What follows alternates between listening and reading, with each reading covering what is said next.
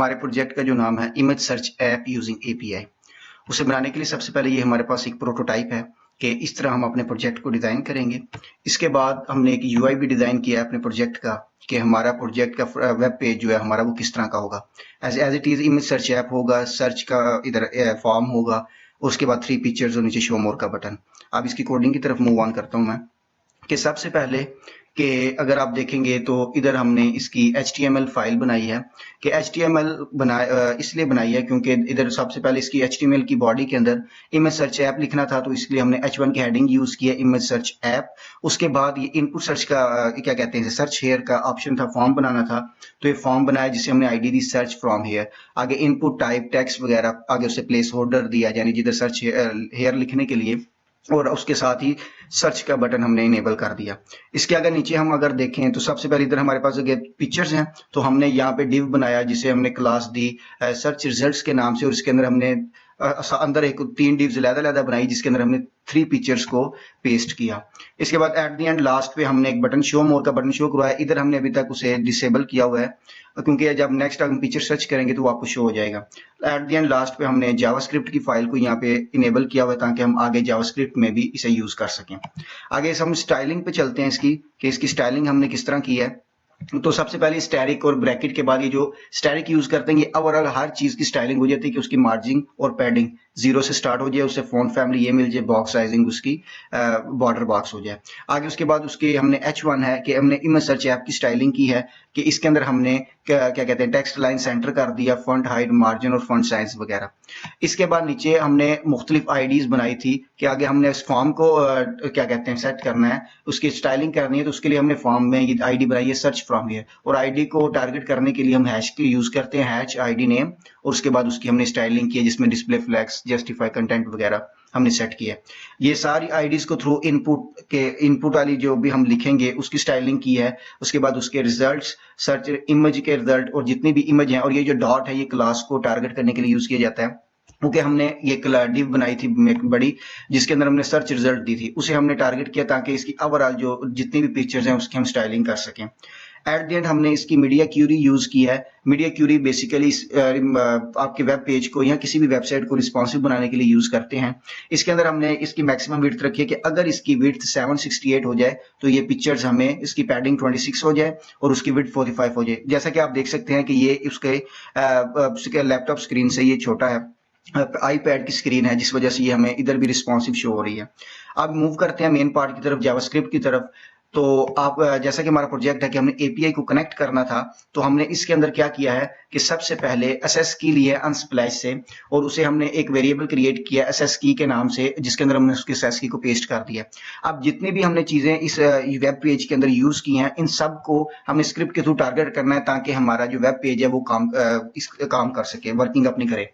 इसके अंदर हमने देखिए सबसे पहले क्या किया कि हमने सर्च फॉर्म बनाया है। सर्च फॉर्म को हमने टारगेट करने के लिए वेरिएबल डिक्लेयर किया है जिसका नाम है सर्च फॉर्म कॉन्स्ट के नाम से, और इसे इधर हम उसे यूज कर सकेंगे। उसके बाद इनपुट सर्च इनपुट जो कि हम इनपुट करेंगे, उसके बाद सर्च रिजल्ट जो कि रिजल्ट आएगा, और शो मोर बटन का। अब जितने भी हमने कीवर्ड थे हमने स्टार्टिंग में डिक्लेयर कर लिए हैं ताकि हम बाद में इसे मल्टीपल यूज कर सकें। अब इसके बाद देखिए हमने सबसे पहले इसका लेट कीवर्ड यूज किया इनपुट डाटा के नाम से कि कोई भी शख्स अगर आके इधर सर्च हेयर के ऊपर इनपुट करेगा तो वो यहाँ से वो इनपुट कर सकेगा, और उसके बाद उसका जो बाय डिफॉल्ट पेज होगा 1 होगा क्योंकि फ्रंट पेज जो उसके बाद आगे हमने की यूज की है वो आगे हम मूव ऑन करते हैं। इसके बाद हमने क्या किया हुआ कि कॉन्स्ट असेस की हमने यूज की है इसके अंदर। अब एसिंक फंक्शन यूज किया। अब एसिंक फंक्शन इसकी बेसिकली इसका पर्पस यूज करने का ये है कि इसके अंदर आप प्रोमिसेस को रिटर्न कर सकते हैं कि आप जितने भी प्रोमिसेस यूज करें इसे रिटर्न करने के लिए, और इसके अंदर हमने फेच फंक्शन यूज करना था क्योंकि हमने एपीआई अनस्प्लैश यूज किया है, वहां से हमने उसकी पिक्चर्स को फेच करके अपने वेब पेज पे शो करवाना था, इस वजह से हमने इस एसिंक फंक्शन को यूज किया। इसके अंदर हमने सबसे पहले एक कीवर्ड डिक्लेयर किया हुआ था इनपुट डाटा के नाम से, उसे हमने इनपुट E1 जो कि हमने ऊपर डिक्लेयर किया था उसे हमने टारगेट किया है कि उसमें वैल्यू के जो भी शख्स इधर से सर्च करेगा इनपुट करेगा तो इस वैल्यू में स्टोर हो जाएगी। अगर इन केस वो सर्च नहीं करता है तो वो दोबारा नहीं इसके अंदर डायनेमिक यूआरएल को यूज किया है। अब डायनेमिक यूआरएल के लिए हमने सबसे पहले कॉन्स्ट कीवर्ड यूज किया और यूआरएल वेरिएबल डिक्लेयर किया। इसके अंदर हमने क्योंकि उसका एपीआई यूज करना था अनस्प्लैश का, तो उसका एड्रेस है https://api.unsplash.com.search/photos। तो उधर सर्च करने के लिए, और इधर सबसे पहले ये है कि पेज। अब इसका पेज ये है कि इधर जो भी पहला पेज होगा वो बाय डिफॉल्ट 1 है तो 1 शो हो जाएगा। उसके बाद हमने क्यूरी यूज किया कि इनपुट डाटा, कोई भी शख्स इसके अंदर अगर इनपुट करेगा तो वो यहाँ पे आपको शो हो जाएगी। उसके बाद क्लाइंट आईडी है जो कि असेस की है, यानी कि जब हम कोई भी क्लाइंट यहाँ पे आके कोई चीज सर्च करेगा कि जो और जो उसके असेस की होगी वो अनस्प्लैश ऑटोमेटिकली जनरेट कर देगा, क्योंकि हमने यहाँ पे अनस्प्लैश का एपीआई यूज कर रहे हैं। इसके बाद क्या होता है कि इसके बाद अगर हम मूव करें तो ये होगा कि हमने इसके आगे आप देख सकते हैं कि ट्राई की स्टेटमेंट यूज किया है। अब ट्राई और कैच स्टेटमेंट ये एरर चेक के लिए यूज हो जाती है कि सबसे पहले कि जब ये जो ब्लॉक ऑफ कोड है ट्राई के अंदर हम यूज कर रहे हैं, इसे वो टेस्ट करेगा और टेस्ट करने के बाद अगर इनके इसमें कोई एरर होता है तो नीचे आगे हमने इसमें कैच यूज किया कि अगर एरर को फिर वो हैंडल करेगा। इसके बाद ये क्या कि इसके अंदर ये क्या हो रहा है कि जो भी हम सबसे पहले जो भी आगे इधर सर्च करेगा तो वो क्या होगा कि यूआरएल जो भी वो लगेगा तो यूआरएल यहाँ से फेच हो जाएगा। फेच होने के बाद वो रिस्पांस कीवर्ड के अंदर सेव हो जाएगा। अब वो इसलिए यहाँ पे सेव होगा। अवेट फंक्शन इधर क्या कर रहा है, क्योंकि एसिक और अवेट इसका पर्पस ये होता है कि जो भी स्टेटमेंट पहले आई है वो पहले एग्जीक्यूट होगी, उसके बाद नेक्स्ट आप उसे नेक्स्ट वाली होगी, यानी उसका वेट किया जाएगा। सबसे पहले फेच हमने यूआरएल किया, उसके बाद रिस्पांस कीवर्ड के अंदर, उसके बाद रिस्पांस को हमने जेसन टाइप बनाया और उसे डाटा के अंदर स्टोर किया ताकि हम वो इजीली पिक्चर्स को वहां से फेच कर सकें। और उसके बाद जो कि डाटा का जो रिजल्ट आएगा उसे हमने रिजल्ट के अंदर स्टोर किया। आगे इसके बाद हमने कंडीशन लगाई है कि इफ पेज इक्वल टू 1 होगा तो सर्च रिजल्ट कि आप वो अगर 1 होगा तो उसे वो जो सर्च रिजल्ट होगा उसे आप शो करवा दें। उसके बाद हमने result dot for each result को शुरू किया कि जो भी डाटा रिजल्ट होगा डाटा का जो हम रिजल्ट रखेंगे उसे फॉर ईच मतलब कि एवरी एलिमेंट को हम कॉल कर सकते हैं कि उसके फॉर ईच फंक्शन के, इसलिए हमने यूज किया, इसमें एरो फंक्शन को यूज किया। सबसे पहले आप देख रहे हैं कि हमने यहाँ पे कॉन्स्ट डिक्लेयर किया, कॉन्स्ट क्या इमेज रैपर। अब ये बेसिकली हमारा इसे फॉर ईच को पर्पस क्या था कि इसे हमने क्यों लिखा है, क्योंकि जब वहां से हम डाटा को फेच करेंगे तो वो इन दी फॉर्म ऑफ दिस होगा कि जिस तरह हमारे पास ये 3 पिक्चर्स हैं इसी फॉर्म में इन्हीं साइज के अंदर वो डाटा हमारे पास जो पिक्चर्स आएंगी वो मौजूद होंगी।